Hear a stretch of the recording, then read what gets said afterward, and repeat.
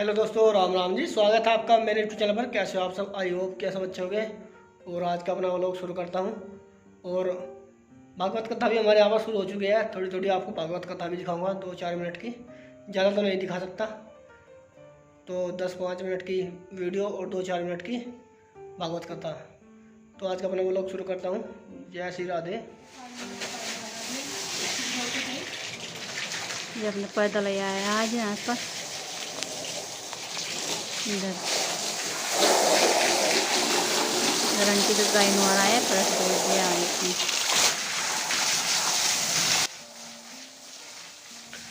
और अंकित गाय की और बच्चे की बहुत ज़्यादा सेवा कर रहा है। जिस दिन से बीमार हो गए दोनों, उस दिन से दिन रात इनकी पूरी सेवा कर रहा है। और साफ़ सफाई की भी देखिए, पानी इसलिए मार रहा है ये क्योंकि यहाँ गंदगी ना फैले और ये फिर से बीमार ना पड़े। तो अभी इनको आराम है, इसलिए साफ़ सफाई पूरा ध्यान रखता है। साफ़ सफाई का दिन रात इनके पीछे रहता है, इनके साथ ही लगा रहता है। बहुत ज़्यादा ध्यान रख रहा है इनका। ड्यूटी से आते ही एक दिन की ड्यूटी रहती है इसकी 24 घंटे की। और उसके बाद सीधा इनका ध्यान रखता है। हर घंटे बाद इन्हें दवाई देनी पड़ती है। तो जब अंकित ड्यूटी पे जाता है तो गगन दे देता है, और जब ये अंकित आ जाता है तो इनका पूरा ध्यान रखता है। और डॉक्टर ने बोला है कि साफ़ सफाई का पूरा ध्यान रखना है इस पर। और गगन के चल रहे हैं पेपर, वो सफाई में लग रहे हैं, कैसे ITI। करने पड़े हैं। इधर भी इधर देखो, आज हम सफाई कर रहे हैं। ये बैठ गए क्या कर रही है आज? मुझे देखो आज हमारे घर कितने कपड़े फैल रहे हैं।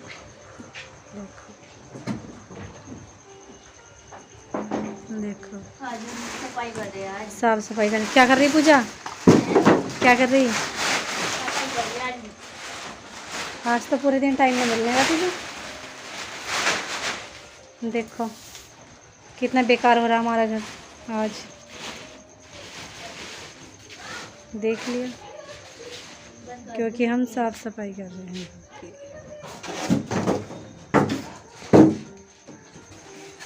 और वो पर्दा लगाया है आज हमने।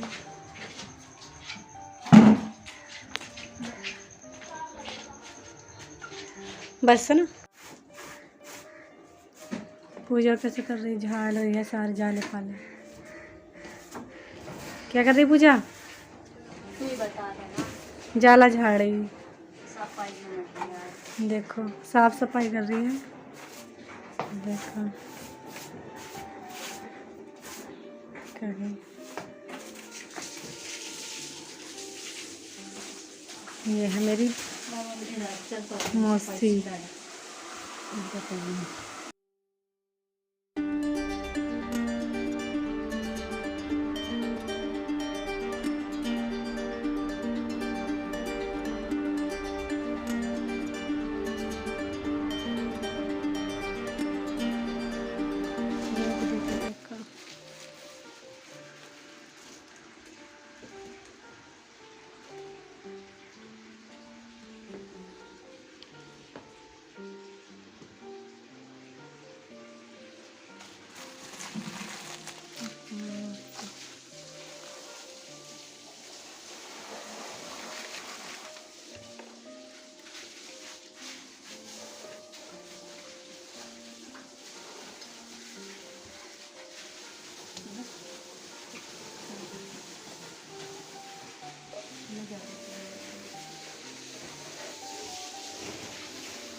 अंकित भैया अपनी गाड़ी धुल रहे हैं।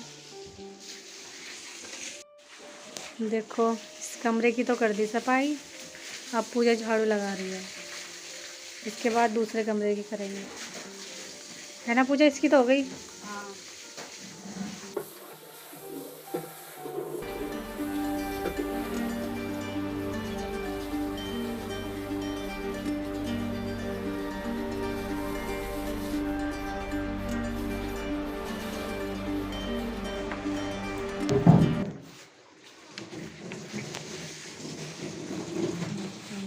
पूजा झाड़ू।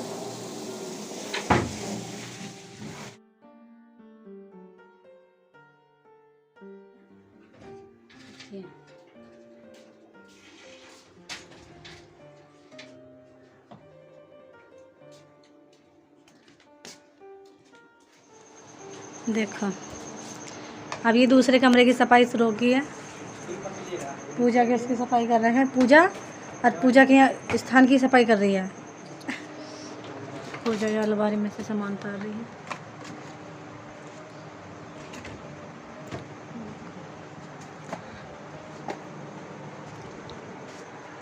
देखो कितना सामान फैला पड़ा है।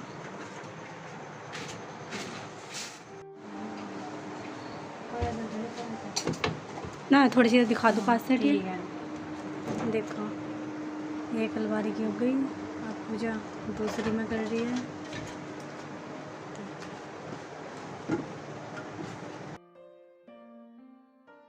और आज दोनों बहनें जो है साफ़ सफाई में लगी हुई है।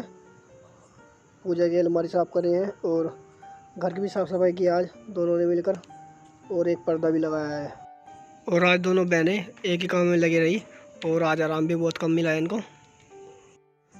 और साफ़ सफाई करने के बाद खाना बनाने लगी है दोनों बहनें। आलू टमाटर बना रहे हैं आज। जीरा डालते हैं, तेल। आज सब्जी यही बना रही है अपन।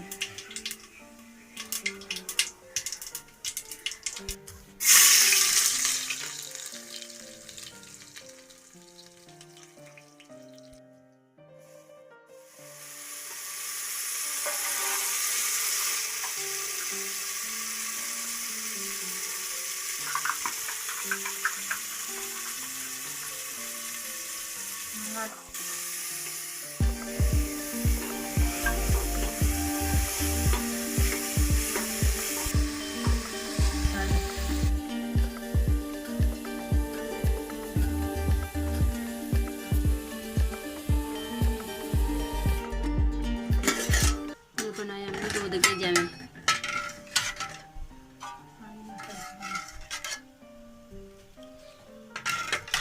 ये हमारे आलू भून गए। अब इसमें भर दी मिर्च तो थोड़ी डालना है।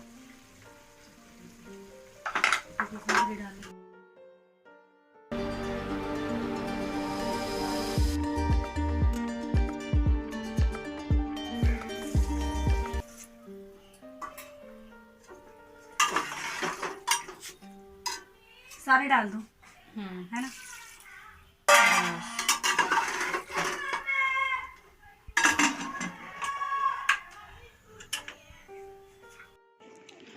और पूजा ने आज देखिए गोबरी फेरी है सारे घर में। साफ़ सफाई हो चुकी है घर की। और ये देखिए अलमारी भी सजाई है। कटिंग वाले अखबार लगाए इसने दोनों तरफ, परले कमरे में भी और इधर भी, बरामदे में भी है। और आज देखिए बाइक दोनों की दोनों बाहर खड़ी है, अंदर जाने का नाम नहीं ले रही। पूजा ने मना कर दिया है क्योंकि गोबरी अभी फेरी है पूजा ने आधे घंटे पहले, शाम के टाइम ही। इधर भी गोबरी फिर चुके हैं और पापा जी टीवी देख रहे हैं यहाँ पर। अक्षर से गोपी गीत प्रारंभ करने पर गोपियों को भगवान मिल गए। जा अक्षर से भागवत जी का प्रारंभ होने पर वेद व्यास को परम विश्राम का अनुभव हुआ, इसलिए जा अक्षर से प्रारंभ किया। श्रीमद् भागवत को वेदांत दर्शन के पहले सूत्र से भागवत का प्रारंभ हुआ है। ये भागवत कोई किसी कवि की मनोकल्पित रचना नहीं है। ब्रह्म संबंधी जिज्ञासा जानने की इच्छा को ही यहाँ पहले सूत्र में प्रयोग किया गया। उस ब्रह्म के बारे में जानना चाहते हैं। क्या जानना चाहते हैं? जन्म आदि अंत मध्य के बारे में। तो ऋषियों ने कहा उसको जानने के लिए ब्रह्मादि देवता लगे रहते हैं, वे भी भ्रम में पड़ जाते हैं। जैसे कभी सूर्य की किरणों में जल की भ्रांति हो जाती है, जल में कभी थल की भ्रांति हो जाती है, रस्सी में कभी रात्रि में जा रहे हैं, अंधेरी रात में रस्सी पड़ी हुई हो टेढ़ी मेढ़ी, आकाश की बिजली चमके तो रस्सी सर्प की जैसी प्रतीत होती है, तो रस्सी में जैसे सर्प का भ्रम हो जाता है, वैसे ही उस ब्रह्म को जानने में ब्रह्मादिक देवता लगे रहते हैं, लेकिन जान नहीं पाते उसका स्वरूप कैसा है। तो उस ब्रह्म का स्वरूप बताया गया। बोले उस ब्रह्म का स्वरूप है सत्यम परम धीमहि, सत्य स्वरूप है उस ब्रह्म का।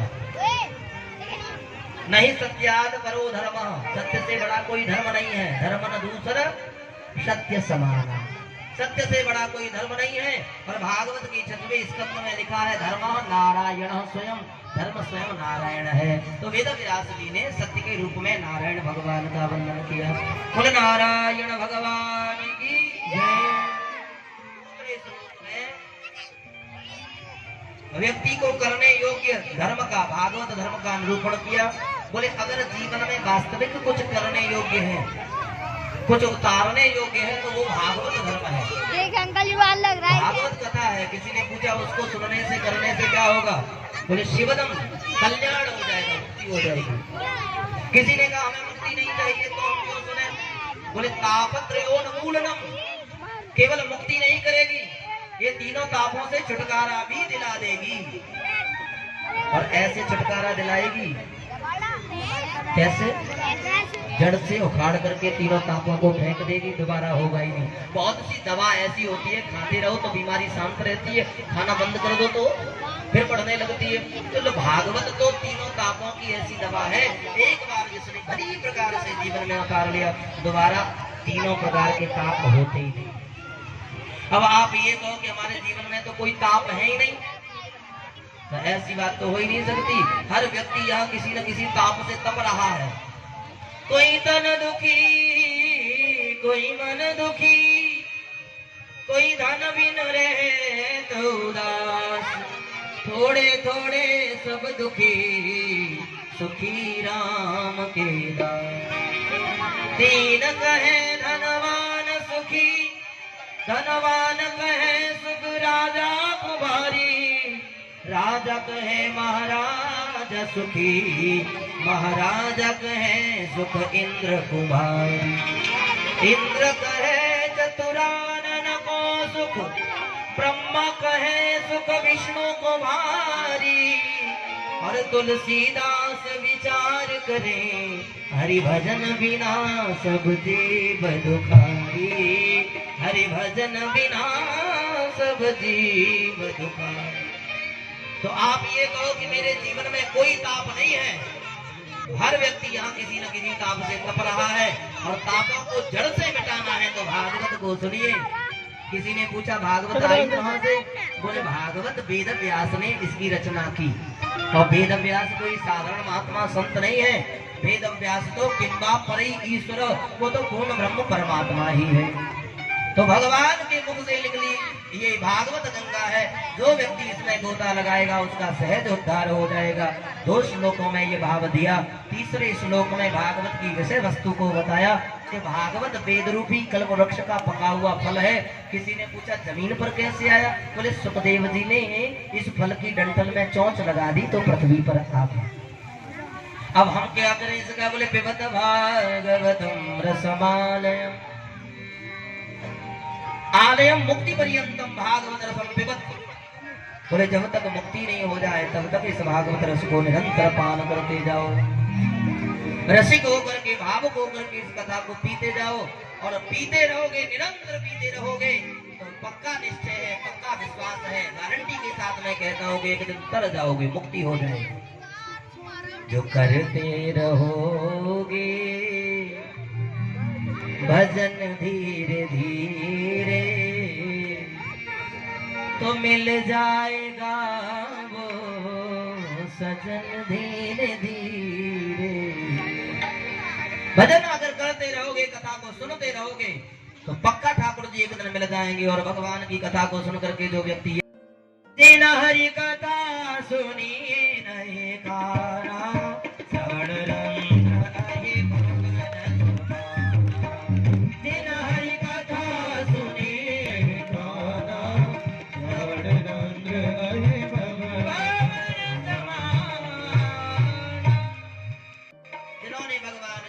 को अपने कानों से नहीं सुना उसके कान तो सर्प के बिल के समान है।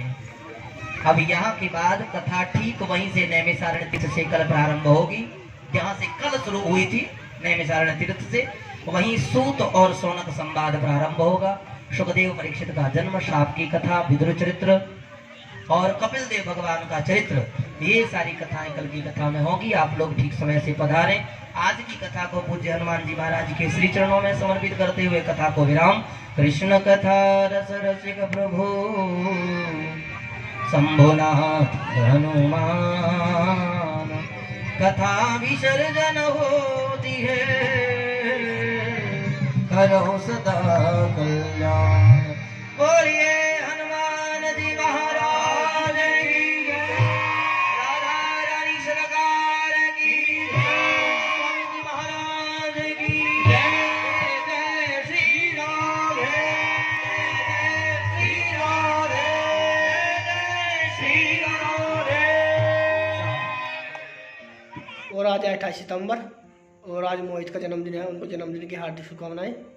और आज का व्लॉग आपको कैसा लगा कमेंट करिएगा, वीडियो को लाइक करें, चैनल को सब्सक्राइब करें। धन्यवाद। राम राम जी।